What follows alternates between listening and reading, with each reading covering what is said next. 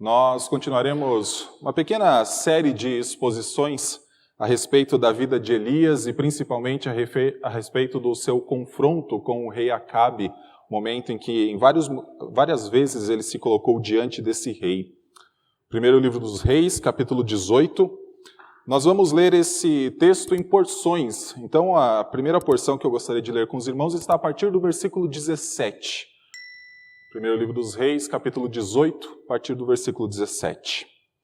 Desde Gênesis, capítulo 3, até Apocalipse, capítulo 20, é dito que existem dois reinos apenas nesse mundo.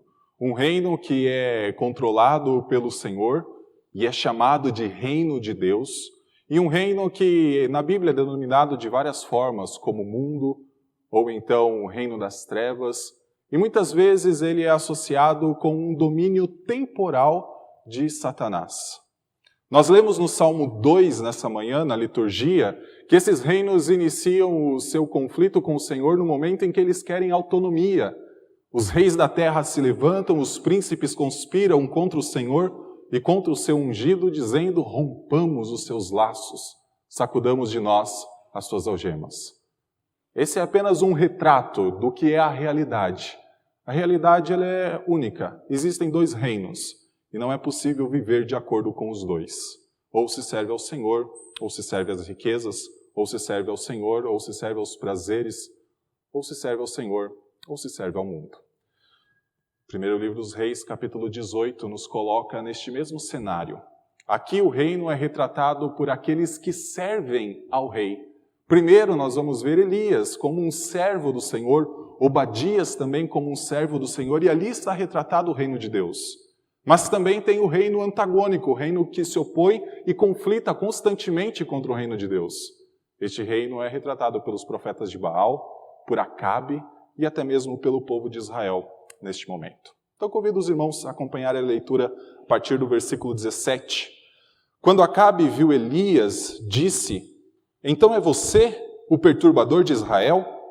Elias respondeu: eu não tenho perturbado Israel. Quem tem perturbado Israel é você e a casa de seu pai, porque vocês abandonaram os mandamentos do Senhor e seguiram os Baalins.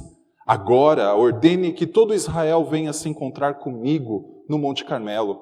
Convoque também os 450 profetas de Baal e os 400 profetas da deusa Azerá, que são sustentados por Jezabel. Então Acabe enviou mensageiros a todos os filhos de Israel e ajuntou os profetas no Monte Carmelo. Depois Elias se aproximou de todo o povo e disse: até quando vocês ficarão pulando de um lado para o outro? Se o Senhor é Deus, sigam-no. Se é Baal, sigam-no. Vamos orar? Santo Deus, o seu povo se coloca diante da sua presença nesta manhã para te servir. E como parte desse serviço, nós nos colocamos diante da sua palavra, que é a lei e mandamento para as nossas vidas.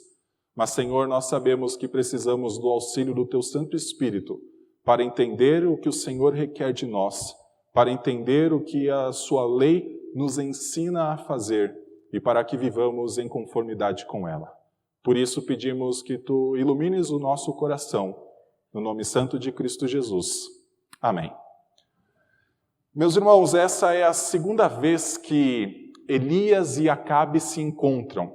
No último sermão que eu preguei, no capítulo 17 de Reis, nós vemos o primeiro encontro entre eles. É um encontro inesperado, porque até então ninguém nunca tinha ouvido falar de Elias. É o primeiro registro a respeito de Elias, o tesbita. E se os irmãos olharem para o capítulo 17, versículo 1, verão que esse encontro não é um encontro tão usual. Elias está diante de Acabe, prometendo uma seca e dizendo que esta seca viria de acordo com a palavra do Senhor. Então, naquele sermão, nós vimos que Elias reagiria a esta palavra do Senhor, representando o que o povo deveria fazer. Em sua própria pele, Elias representaria o que o povo deveria tomar como decisões. Primeiro, o povo deveria voltar a depender exclusivamente do Senhor. Então Elias vai para junto do ribeiro de Querite, o Senhor o sustenta lá com pão e carne vindo dos céus, assim como o Senhor sustentou o povo de Israel vindo do Egito, no deserto, com o maná que vinha dos céus. Depois o Senhor ordena que Elias vá para a terra de Sarepta, ficar com uma viúva, e essa viúva seria responsável por sustentá-lo naquele período. Mas ele chega para uma terra onde o desespero é maior do que até mesmo Israel. Aquela viúva estava preparada para fazer a sua última refeição com o seu filho, comer e morrer. Mas ali também nós enxergamos a provisão de Deus, provendo azeite e farinha que não se acabavam de uma botija, mas depois nós vemos o milagre que somente Deus pode fazer, retornar à vida aquele que estava morto. E diante do milagre do filho que havia morrido, e então Elias clamando ao Senhor, nós vemos que aquela mulher reconhece que a palavra na boca de Elias era a verdade. E agora nós entramos nesse capítulo 18, se os irmãos olharem para os versículos 1 e 2, nós vamos ver que o Senhor novamente aparece para Elias e ordena que ele vá se encontrar com Acabe. Olha o que diz o versículo 1 desse capítulo 18. Muito tempo depois, no 3º ano da seca, a palavra do Senhor veio a Elias, dizendo: vá apresentar-se a Acabe, porque farei cair chuva sobre a terra. Então Elias foi se apresentar a Acabe, e a fome era extrema em Samaria. O Senhor, então, depois de anunciar por meio de Elias que haveria uma seca, passam-se 3 anos e meio, Lucas 4 nos falam que eram 3 anos e meio de seca, então novamente o Senhor se apresenta a Elias e ordena que ele vá se encontrar com Acabe. E a razão desse encontro é porque o Senhor faria chover por sobre a terra. Agora vá para o penúltimo versículo desse capítulo, vá lá para o versículo 46. Lá nós vamos ver que o Senhor envia a chuva sobre a terra. Versículo 45 diz: em pouco tempo o céu escureceu com nuvens e vento e caiu grande chuva. Acabe subiu ao carro e foi para Jezreel. Meus irmãos, primeiro o Senhor aparece a Elias, dizendo que enviaria a chuva, e o final do texto nos mostra que o Senhor enviou chuva sobre a terra. E antes de entrar no restante do texto, eu gostaria de dizer para os irmãos que o que está a partir do versículo 3 até o versículo 44 não impacta no Senhor enviar a chuva ou não. Se o Senhor anunciou que ele enviaria a chuva viria. Se o Senhor anunciou que faria a água descer sobre uma terra seca, essa chuva viria. Independente do que acontecesse no restante deste capítulo. Independente de Acabe se arrepender de seus caminhos. Independente do famoso conflito entre Elias e os profetas de Baal, e se Elias teria sucesso ou não naquela empreitada. Independente se o povo abandonaria a sua idolatria.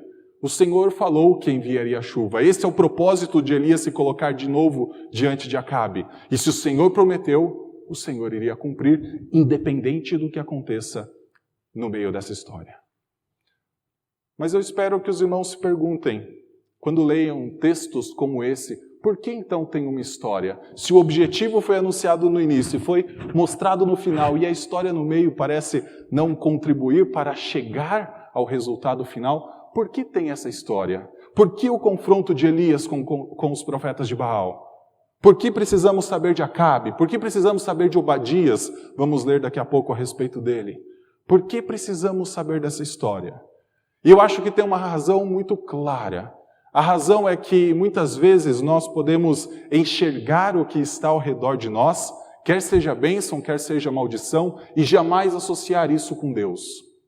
Afinal, 3 anos e meio haviam se passado de seca em Israel e ninguém havia voltado para o Senhor.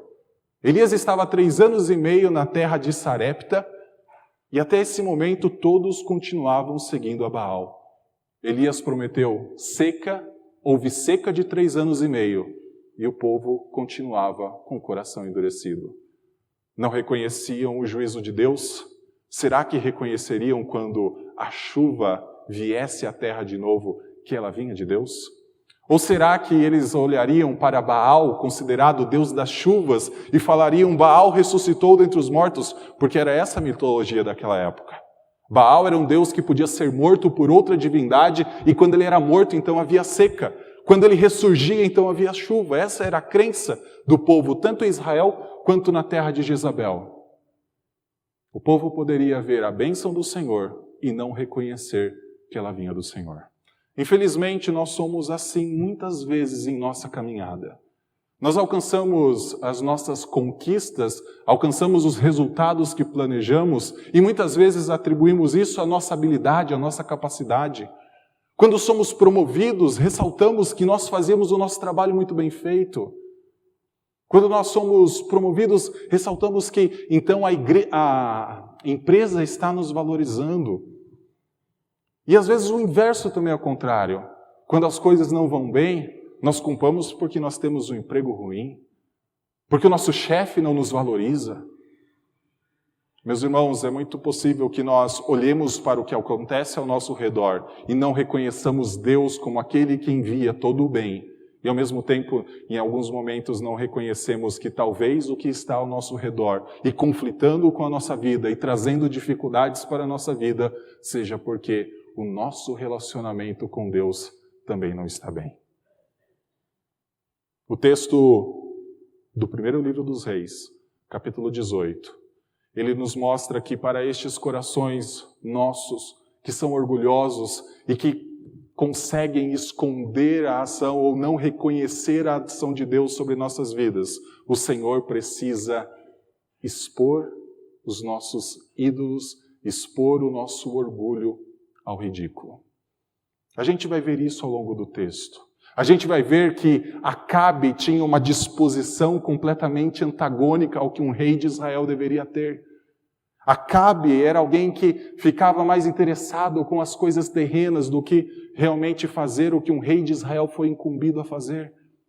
O povo tinha o seu jeito de agir tentando conciliar a adoração a Deus, a adoração a Baal.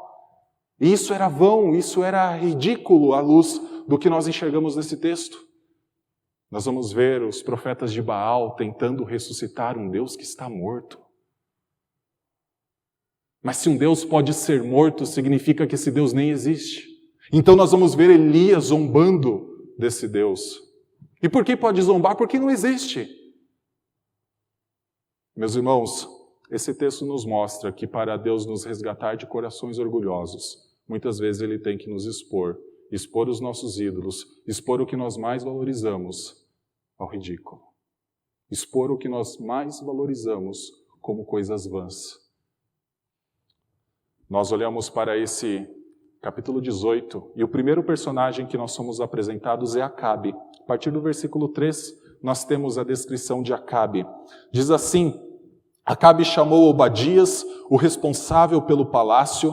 Esse Obadias era um homem que temia muito o Senhor. Assim, quando Jezabel exterminava os profetas do Senhor, Obadias tomou 100 profetas e em grupos de 50 os escondeu em cavernas e os sustentou com pão e água. E Acabe disse a Obadias: vá pela terra a todas as fontes de água e a todos os vales.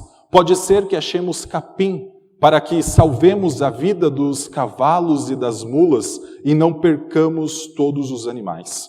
Repartiram entre si a terra que iam percorrer.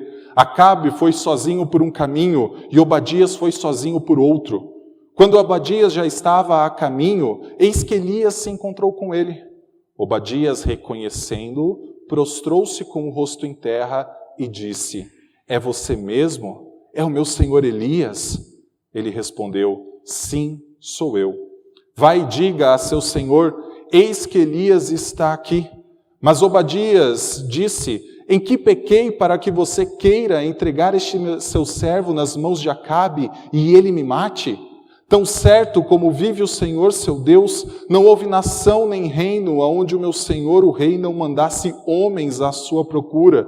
E quando diziam: ele não está aqui, fazia aquele reino ou aquela nação jurar que não o haviam encontrado. E agora você quer que eu vá dizer ao meu senhor o rei que Elias está aqui?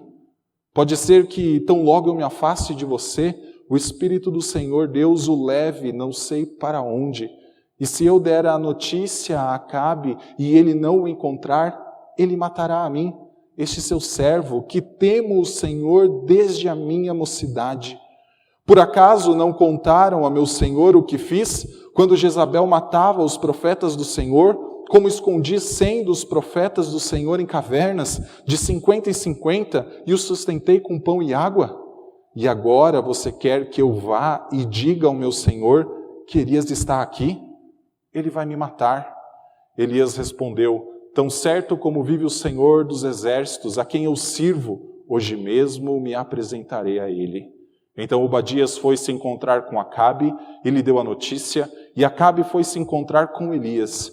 Quando Acabe viu Elias, disse: então é você o perturbador de Israel? Elias respondeu: eu não tenho perturbado Israel. Quem tem perturbado Israel é você e a casa de seu pai, porque vocês abandonaram os mandamentos do Senhor e seguiram os Baalins. Agora ordene que todo Israel venha se encontrar comigo no Monte Carmelo. Convoque também os 450 profetas de Baal e os 400 profetas da deusa Azerá, que são sustentados por Jezabel. Aqui nós temos um rei que está à procura, ele está com o seu mordomo, à procura de alimento para os seus animais. Se os irmãos olharem para o versículo 5, verão que esses animais são cavalos e mulas.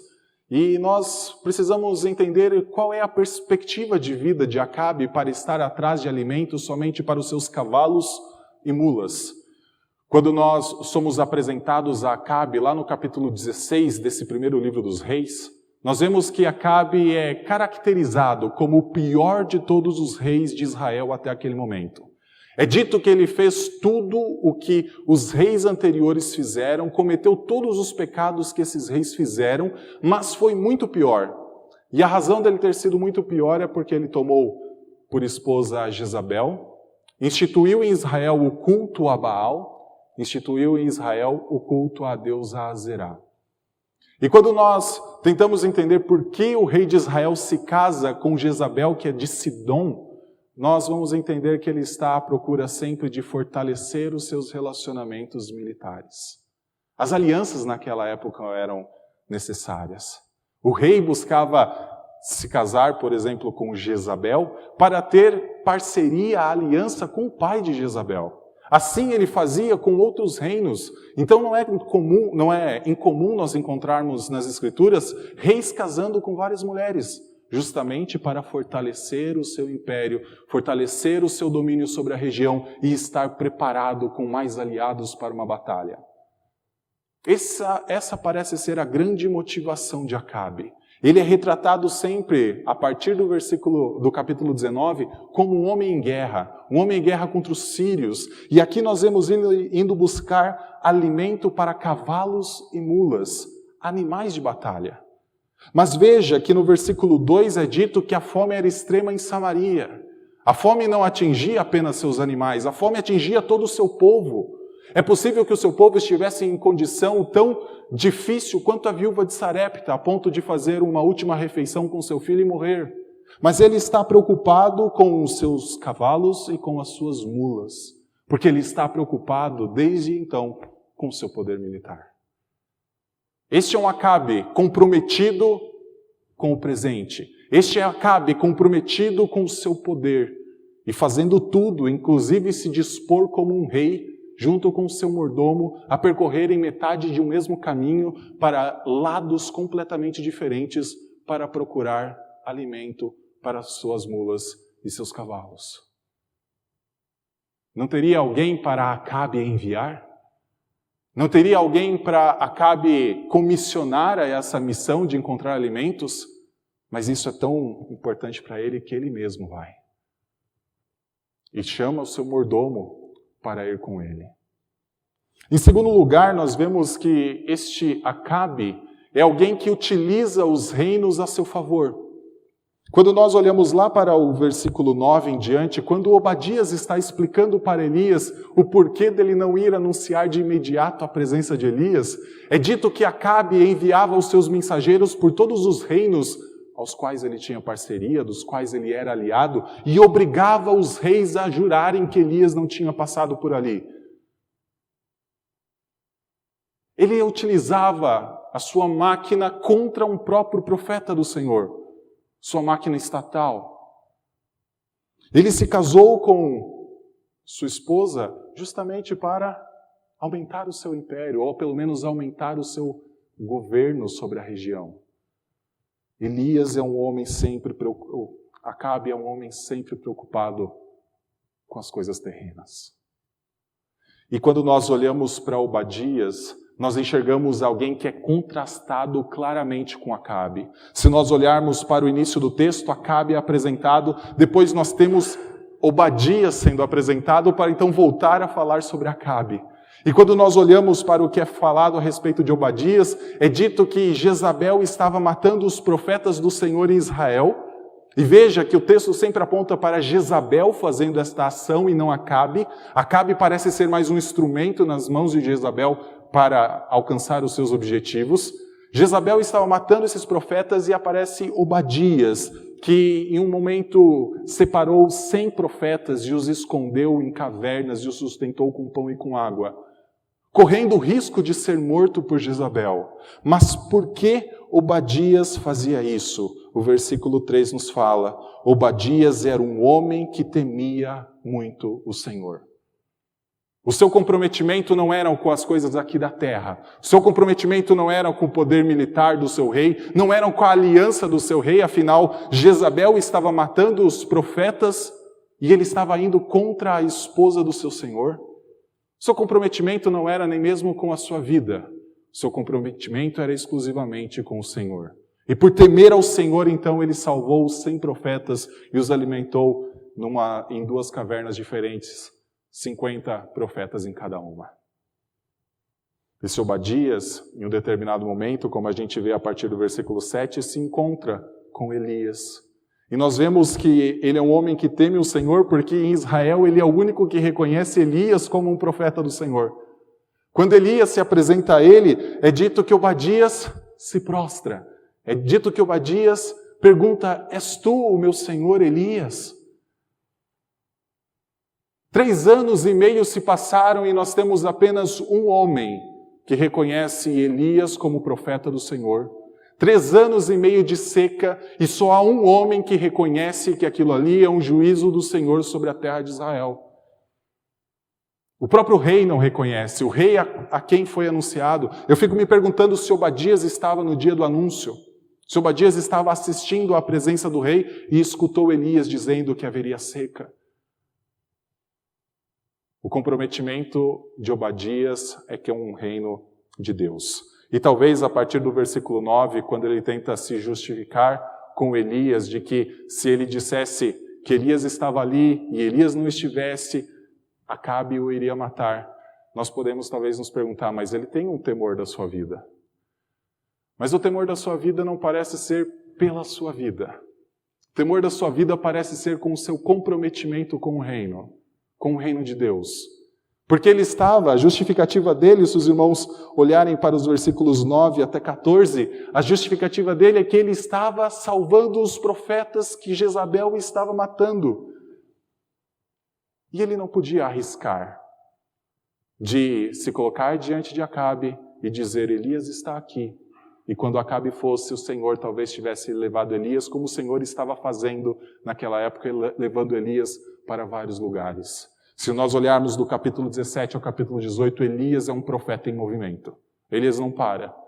Ele vai para Sarepta, ele vai para o ribeiro de Querite, ele vai depois para o Monte Horebe, lá no capítulo 19. Pode ser que o Senhor leve você daqui. E eu vou me colocar diante do rei, o rei que obrigou os seus próprios aliados a jurarem que o Senhor não estava lá. Ele vai me matar. Meus irmãos, aqui não é um temor pela vida. Aqui é o temor daquele que está comprometido com o reino. É como nossos missionários que estão no Oriente Médio, e eles estão no Oriente Médio, às vezes em situações de extrema dificuldade, precisando esconder sua identidade, talvez até não revelando que são cristãos ali no meio, não porque eles temem a vida, porque se eles temessem a vida, eles nem estariam lá. Eles estão lá escondidos, porque eles ainda estão comprometidos com o reino de Deus. E eles não podem vacilar, eles não podem errar, porque se eles errarem, o trabalho pode ser comprometido ali. Obadias é um homem como este. Um homem que se compromete com o reino de Deus, correndo risco pela sua vida, porque Jezabel poderia descobrir e o matar, como fez com todos os profetas, mas ele é um homem comprometido com o reino de Deus. E Acabe? De forma alguma. A partir do versículo 15, nós vemos que Elias jura que estará, tão certo como vive o Senhor, seu juramento é pelo Senhor, seu juramento não é nada pelo que há na terra nem nos céus, tão certo como vive o Senhor, ele se apresentaria a Acabe. E nós enxergamos então Obadias indo a Acabe, anunciando a presença de Elias, e quando Acabe se encontra Elias, novamente nós enxergamos que esse rei Acabe não consegue identificar nem mesmo quem ele é. Versículo 17 fala: quando Acabe viu Elias, disse: então é você o perturbador de Israel? Elias respondeu: eu não tenho perturbado Israel. Quem tem perturbado Israel é você e a casa de seu pai, porque vocês abandonaram os mandamentos do Senhor e seguiram os Baalins. Para nós entendermos o que se passa aqui, quando Acabe olha para Elias, o enxerga e fala: é você o perturbador de Israel? Novamente Acabe tem uma visão apenas terrena das coisas. Porque ele utiliza esse termo perturbador de Israel, que lá no livro de 1 Crônicas, capítulo 2, versículo 7, é empregado para um homem chamado Acã. E aqui todo esse texto do primeiro livro dos Reis, capítulo 17 a 19, se passa numa época muito semelhante à época de Josué. Só que é o inverso. Jericó está sendo reconstruída, quando na época de Josué, Jericó foi destruída. Elias foi ser sustentado pelos corvos que traziam pão e carne, enquanto na mesma época de Josué, o povo parou de ser alimentado com pão vindo do céu, porque eles desfrutariam do que havia em Canaã. Mas aqui nós enxergamos Acabe dizendo: é você o perturbador de Israel? Quando Josué liderou o povo para entrar em Canaã, depois de rodear a cidade de Jericó 7 vezes, gritarem as muralhas ruírem, então conquistarem aquela cidade e a destruírem, eles partem para outra cidade, para uma cidade muito menor chamada Ai. E eles partem para aquela cidade, então, com um número menor de soldados. Afinal, a cidade é menor, a vitória é mais certa. Só que eles são derrotados e humilhados diante do exército de Ai. E Josué começa a se questionar: por que, Senhor? Por que o povo foi derrotado? O Senhor não prometeu que nós entraríamos em Canaã? Então é revelado que o povo pecou. E é apontado quem foi que pecou. E quem pecou foi Acã, o perturbador de Israel. Acã é chamado de o perturbador de Israel. Não porque ele levou à derrota do povo, mas pelo pecado que ele cometeu. Mas lembre-se, Acabe tem a perspectiva exclusivamente terrena. Acabe está preocupado com a seca. Acabe está preocupado com os sírios que estão ao redor e que estão para invadir Samaria. Acabe não está em momento algum preocupado com o que é pecado ou não, com o que é um ferimento contra a santidade do Senhor ou não. Acabe chama Elias de perturbador de Israel, afinal a seca veio depois de Elias. Sua perspectiva é econômica, sua perspectiva é militar. Ele está comprometido com o reino desse mundo. Elias então o confronta e diz: você é o perturbador de Israel. Você e a casa de seu pai, honre todos os reis que vieram antes de você. Vocês são os perturbadores de Israel. Por quê? Porque vocês quebraram os mandamentos do Senhor e se afastaram deles. Ser perturbador de Israel não é causar uma crise econômica. Ser perturbador de Israel não é apenas ser derrotado numa batalha. Ser perturbador de Israel é ir contra a vontade do Senhor por conta dos compromissos que tem com este mundo.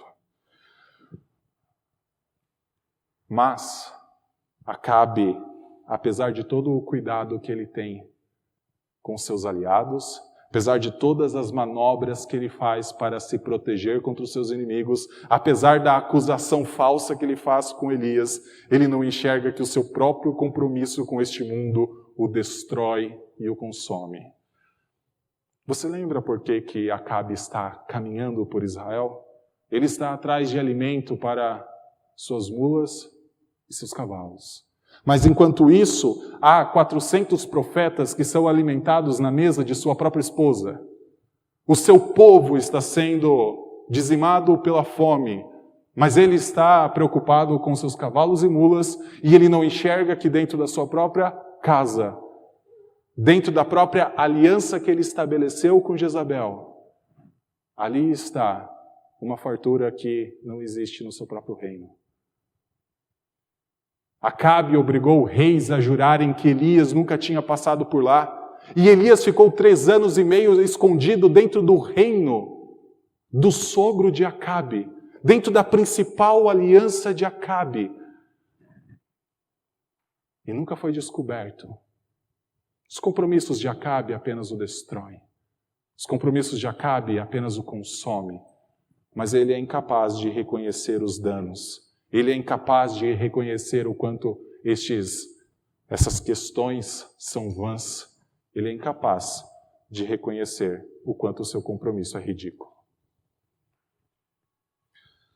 Elias, então, pede para Acabe reunir Israel, reunir os profetas de Baal, reunir os profetas da deusa Azerá. E mais uma vez nós vemos que Acabe parece ser um instrumento nas mãos de Jezabel. Porque se os irmãos acompanharem depois a leitura, nunca mais vão ouvir falar dos profetas da deusa Azerá. Esses estão confortáveis, esses estão junto a Jezabel, esses não precisam ir para o confronto com Elias. Acabe não parece ter a autoridade que tem sobre o seu reino. Acabe parece ser mais um instrumento de seus compromissos. Versículo 20 em diante mostra que, então, o povo é congregado no Monte Carmelo, os profetas de Baal estão ali, Elias está ali, e nós enxergamos, então, o confronto se iniciando. E nós olhamos a partir do versículo 20, que depois de reunir o povo naquele lugar, Elias começa a dar instruções sobre o que deveria ser feito.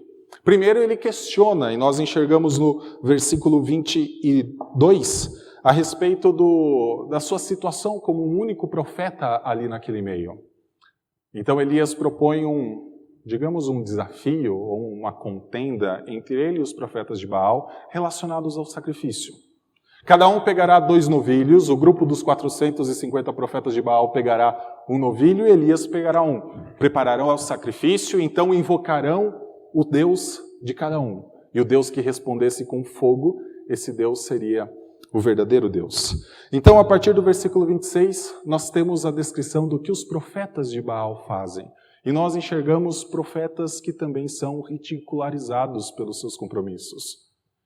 Olha o versículo 26 em diante. Pegaram o novilho que lhes foi trazido, prepararam-no e invocaram o nome de Baal, desde a manhã até o meio-dia, dizendo: ó Baal, responde-nos. Porém não se ouviu nenhuma voz, e não houve quem respondesse, e ficaram pulando ao redor do altar que tinham feito. Ao meio-dia, Elias começou a zombar deles, dizendo: gritem mais alto, porque ele é Deus. Pode ser que esteja meditando, atendendo a necessidades ou viajando. Talvez esteja dormindo e necessitem que o acordem. E eles clamavam em altas vozes e se cortavam com facas e com lanças, segundo o seu costume, até ficarem cobertos de sangue. Passado o meio-dia, eles profetizaram até a hora do sacrifício da tarde, porém não houve voz, nem resposta, nem atenção alguma. Nós temos então os profetas de Baal aqui fazendo a sua cerimônia, o seu ritual de invocação do seu Deus, porque eles estavam respondendo à grande questão: quem é o Deus? Se é Baal, sigam-no. Se é o Senhor, sigam-no. Então eles estavam fazendo essa cerimônia para justamente aguardar a resposta de Baal com fogo, para que então ficasse provado que Baal é Deus.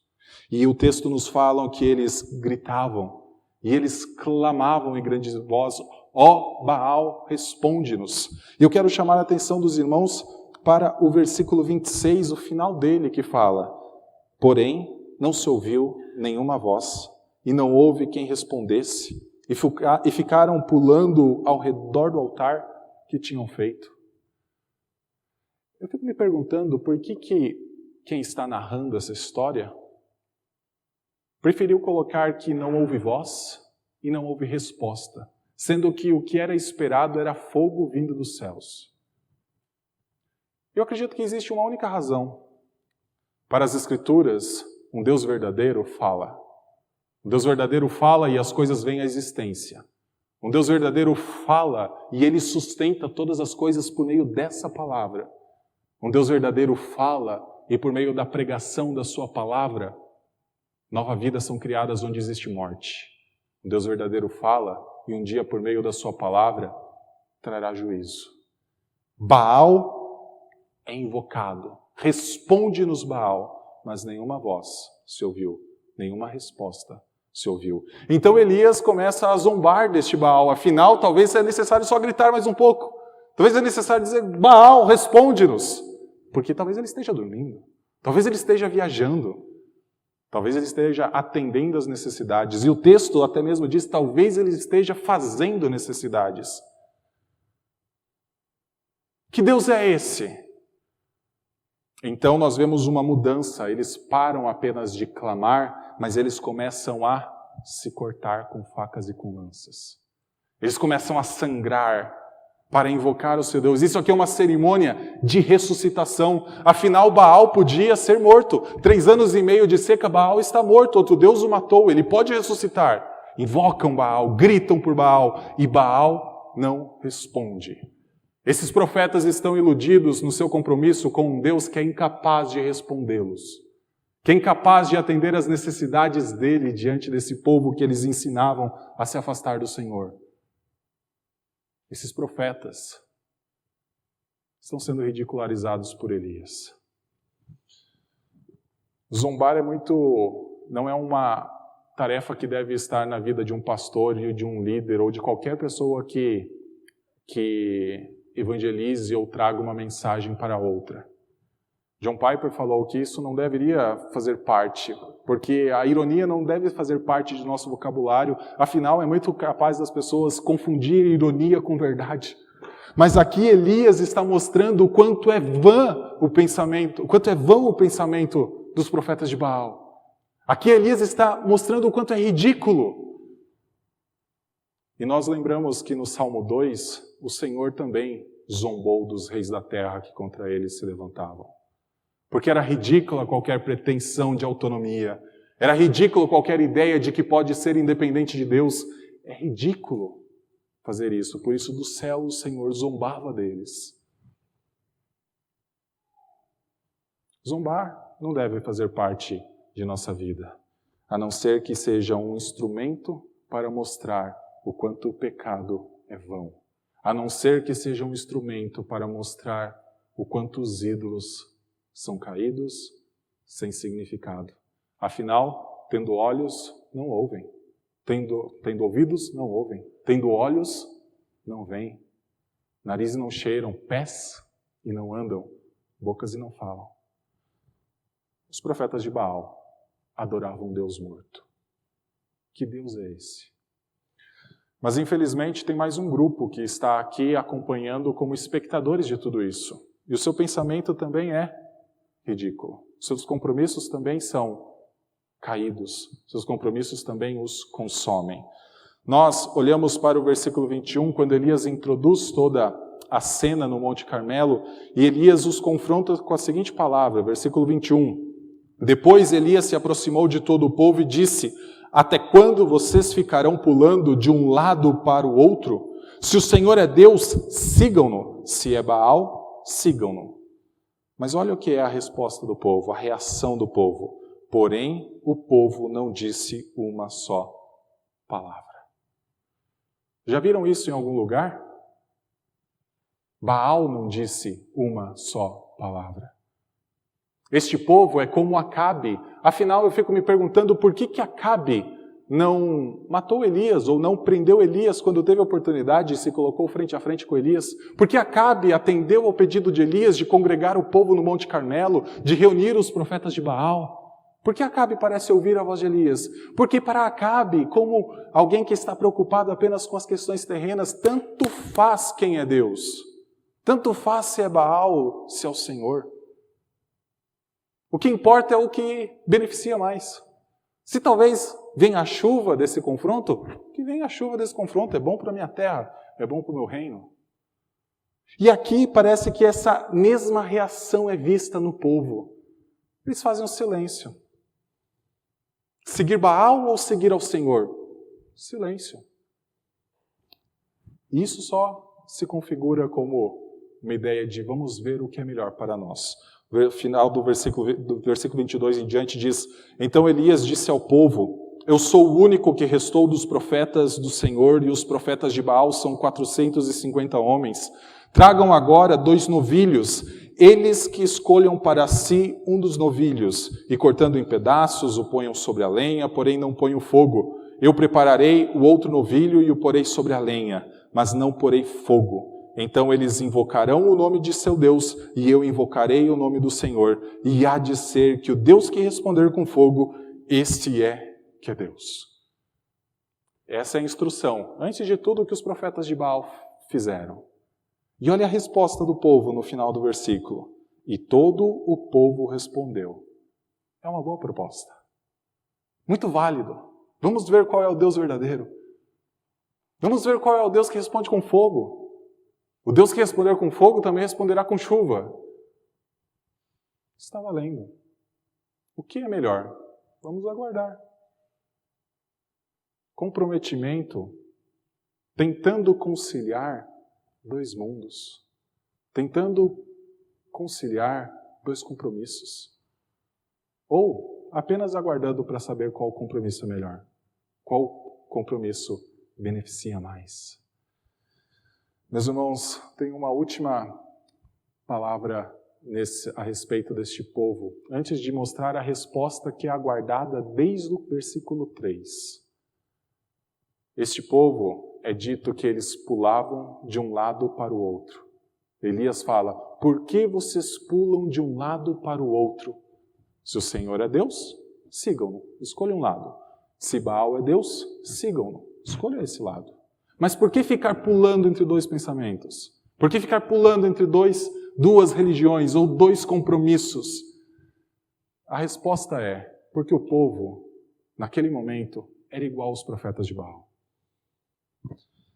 Versículo 26, que nós já lemos, fala que quando os profetas de Baal clamavam ao Senhor, eles também pulavam. Talvez na Almeida Revista Atualizada, que é a Bíblia que a maioria dos irmãos tem nas mãos, esteja na primeira parte: por que vocês cocheiam entre 2 pensamentos? E quando fala a respeito dos profetas de Baal, eles manquejavam enquanto clamavam.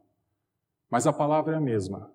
Aqueles que vivem entre 2 pensamentos e aqueles que vivem agarrados somente com o Deus apóstata, eles são iguais. Porque o reino de Deus exige compromisso total com Deus. O reino do Senhor exige compromisso total com Ele. Ficar entre 2 reinos, ficar entre 2 compromissos, é como escolher somente o lado de Baal. É como ser como os profetas de Baal, que pulavam enquanto invocavam o seu Deus. Elias, então, prepara o seu holocausto. Nós enxergamos isso a partir do versículo 30, e Elias chama o povo a se aproximar. Ele fala: Então Elias disse a todo o povo: aproximem-se de mim. E todo o povo se aproximou dele. Elias restaurou o altar do Senhor, que estava em ruínas, pegou 12 pedras, segundo o número das tribos dos filhos de Jacó, a quem tinha vindo a palavra do Senhor dizendo: o seu nome será Israel. Com aquelas pedras edificou o altar em nome do Senhor. Ao redor dele fez uma vala capaz de conter 2 medidas de sementes, e então armou a lenha, cortou o novilho em pedaços e os pôs sobre a lenha. Tudo isso é Elias fazendo. E ele então disse: encham 4 cântaros com água e derramem sobre o holocausto e sobre a lenha. Primeira vez que se derrama água. Depois ele disse: façam isso outra vez. Segunda vez. Depois disse: façam a 3ª vez. 3 vezes eles derramam 4 cântaros de água. A partir do versículo 36 diz: quando chegou a hora do sacrifício da tarde, O profeta Elias se aproximou do altar e disse: Ó Senhor, Deus de Abraão, de Isaque e de Israel, que hoje se fique sabendo que Tu és Deus em Israel e que eu sou Teu servo e que segundo a Tua palavra fiz todas estas coisas. Responde-me, Senhor, responde-me para que este povo saiba que Tu, Senhor, és Deus e que fizeste o coração deles voltar para Ti. Então caiu fogo do Senhor e consumiu o holocausto, a lenha, as pedras e a terra, e ainda lambeu a água que estava na vala.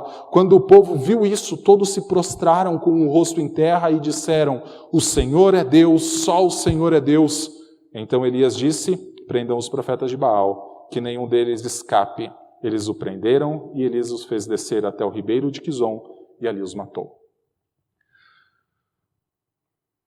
Até aqui, nós vemos um povo que não respondia à decisão de seguir um Deus ou outro. Nós vimos um Deus que não respondia. E tudo agora se encaminha para olhar se o Deus que Elias vai invocar vai responder. E Elias, que já tinha falado que ele era o único entre 450, diante de 450 profetas de Baal, já se via numa situação, digamos, desfavorável, ele ainda parece só complicar mais a sua situação. Porque ele fala que o povo deveria reunir 4 cântaros de água e derramar isso 3 vezes, ou seja, 12 cântaros de água. E eu fico imaginando para um povo que está há 3 anos e meio numa seca, vendo 12 cântaros de água sendo derramados. Mas Elias faz isso. E quando nós olhamos para o que Elias está fazendo, primeiro ele mostra que, apesar do povo pular entre 2 pensamentos, apesar do povo tentar conciliar Baal e tentar conciliar o Senhor na sua vida, o povo tinha esquecido do Senhor. Se nós olharmos para o início do versículo 31, é dito que, aliás, o versículo 30, é dito que Elias reconstrói o altar do Senhor, que provavelmente tinha sido abandonado. Não há mais compromisso. É claro, houve a mudança, o povo adora no tabernáculo, o povo naquela época já estava adorando no templo. Mas o que foi registrado aqui é um descompromisso pelo menos com a memória. Afinal, as colunas deveriam ser mantidas durante muito tempo. Os altares tinham o seu significado também. Não há compromisso com o Senhor. E Elias reconstruir esse altar é um exemplo disso. O povo tinha se esquecido porque tentou conciliar 2 formas de vida. Tentou conciliar 2 compromissos com reinos diferentes. Então Elias invoca o Senhor. E Elias invoca o Senhor por 2 razões. A primeira ele apresenta no versículo 36, dizendo que era para o Senhor se fazer conhecido e também mostrar que Elias era o seu servo. Só que a segunda razão que ele apresenta no final do versículo 37 é para que o povo, ao ver o Senhor se tornar conhecido, ao ver o Senhor se revelar, entendesse que o Senhor fez o coração deles voltar-se para o Senhor. Sabe por que o Senhor precisou mostrar todo este cenário, todo esse evento que teve no Monte Carmelo? Porque poderia vir a chuva e o povo jamais reconhecer que veio de Deus. O povo precisava entender que o Senhor fez o coração deles voltar para eles. E a forma como o Senhor fez isso foi, primeiro, mostrando a incapacidade de Baal de ressurgir dos mortos, de dar uma resposta, afinal não é Deus, da incapacidade dos profetas de Baal de conseguirem invocar o seu Senhor, afinal eles nunca iam conseguir, esse Senhor jamais responderiam, da incapacidade de Acabe de reconhecer os seus pecados. O Senhor precisava mostrar que os nossos compromissos, eles podem muitas vezes nos consumir sem dar nenhum retorno, e nenhum retorno que tenha valor eterno. Então o Senhor responde, o versículo 38 fala que caiu o fogo do Senhor do céu, consumiu tudo o que tinha ali, carne, lenha, pedras, consumiu a água que estava na vala, consumiu tudo, para que o povo reconhecesse, só o Senhor é Deus. Só o Senhor é Deus. Meus irmãos, eu não sei se os irmãos se atentaram para 2 informaçõezinhas que elas passam despercebidas às vezes para nós. Diz que os profetas de Baal, desde a manhã até o meio-dia, clamaram por Baal. E depois do meio-dia até a hora do sacrifício, clamaram por Baal, sem resposta alguma. Na hora do sacrifício da tarde, Elias clamou pelo Senhor e teve resposta. Mas teve um outro servo do Senhor que clamou durante este mesmo período e nunca teve resposta. Abra sua Bíblia em Marcos, capítulo 15. E eu encerro com este texto e algumas aplicações.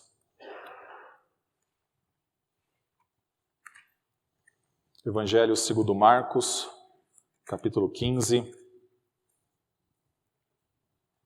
Nós leremos a partir do versículo 25.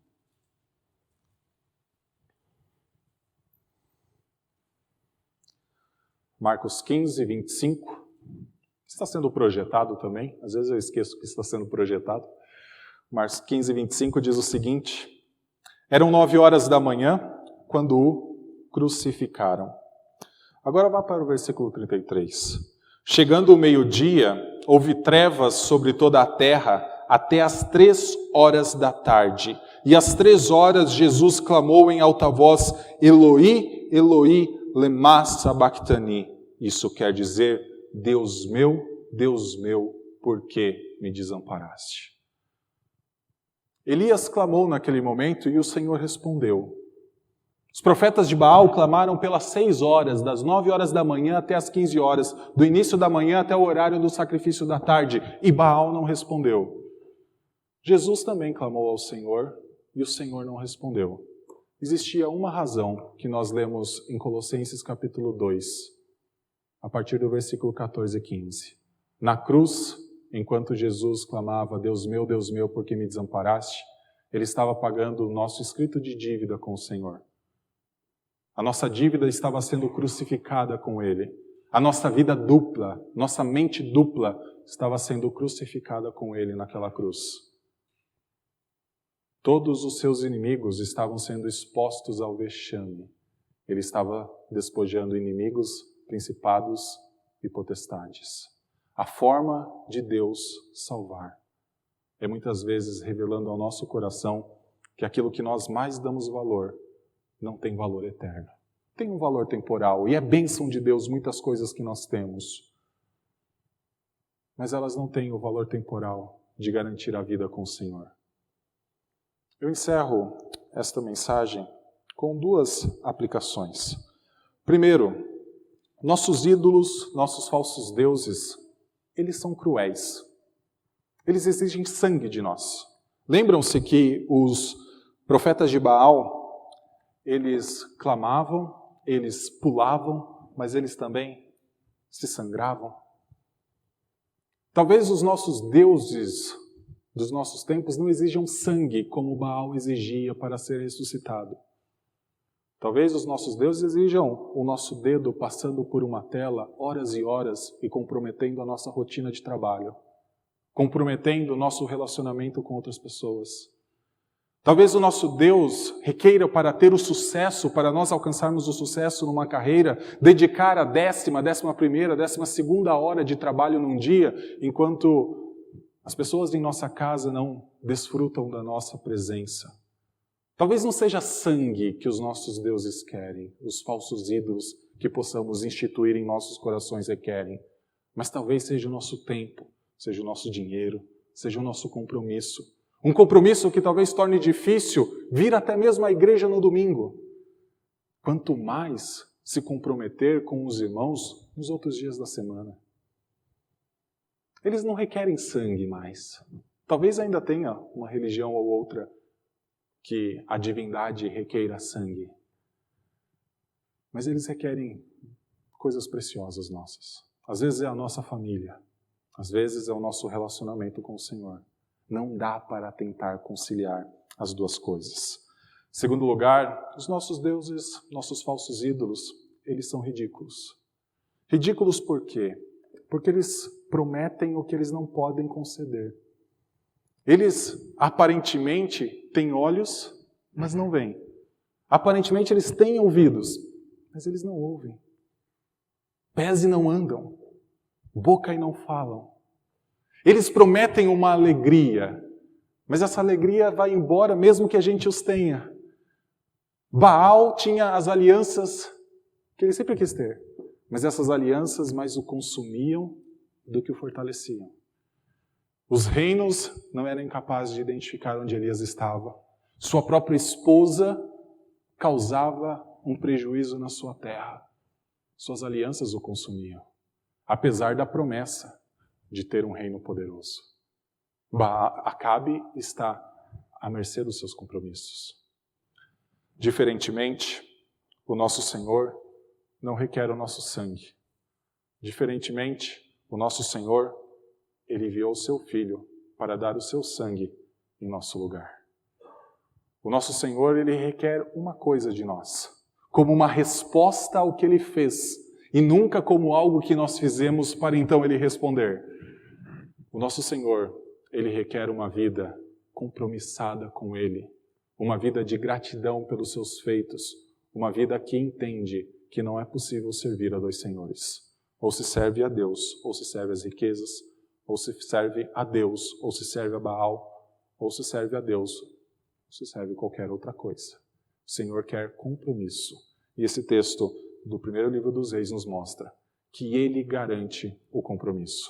Ao enviar o seu Filho ao mundo, a morrer numa cruz, durante o período do sacrifício, para que nosso Senhor Jesus Cristo, sem ter resposta de Deus, proporcionasse que Deus nos respondesse. Vamos orar? Santo Deus, nós te damos graças, ó Pai, pela sua palavra. Te louvamos porque ela nos mostra que a nossa vida está sempre diante de ti e não há espaço, não há tempo, não há local em que o Senhor não requeira que nós estejamos 100% comprometidos contigo. Santo Deus, dá-nos, ó Pai, a sabedoria de viver à luz da sua palavra e entender que não existe nada mais precioso do que o serviço a ti. Entender que não existe nada mais necessário do que servir a ti. Este serviço, ó Pai, se dá na igreja, mas esse serviço se dá também nas casas, esse serviço se dá nos nossos lares, quando acompanhamos nossas esposas, quando cuidamos dos nossos filhos, quando nos preocupamos com os nossos amigos. Senhor, ajuda-nos a ter uma consciência daquilo que é eterno. Ajuda-nos, ó Pai, a ter um compromisso com a eternidade. E esse compromisso com a eternidade pode começar desde já, no momento em que abrimos a sua palavra e escutamos a sua voz que é eterna. No momento em que nos colocamos diante do Senhor em oração e experimentamos a sua presença, que um dia estará para sempre com nós, durante toda a eternidade. Nós te louvamos, Senhor, porque tu tens cuidado de nós, e te louvamos pela sua palavra que nos confronta. Em nome de Cristo Jesus, amém.